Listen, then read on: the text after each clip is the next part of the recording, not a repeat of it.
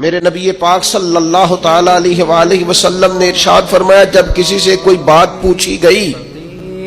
और वो बात जानता था, उसे इल्म था, वो गवाही उसके पास मौजूद थी, वो शहादत उसके पास थी, उससे पूछा गया लेकिन उस बंदे ने छुपाई। अल्लाह के महबूब फरमाते हैं, क़यामत के दिन इस बंदे के मुंह में अल्लाह आग की लगाम डाल देगा। लो अब तेरे मुंह में लगाम डाल दिया और वो भी आग की, अब ना बोलना, क्योंकि जब हक बोलने का टाइम था तब तू नहीं बोला, जब तेरी जरूरत थी, जब तेरे कहने से मजलूम बच सकते थे, जब तेरे बात करने से जालिम पकड़े जा सकते थे, जब तेरे दो जुमले कहने से किसी शख्स की जिंदगी भर की जमा पूंजी बच सकती थी, तू बोला नहीं,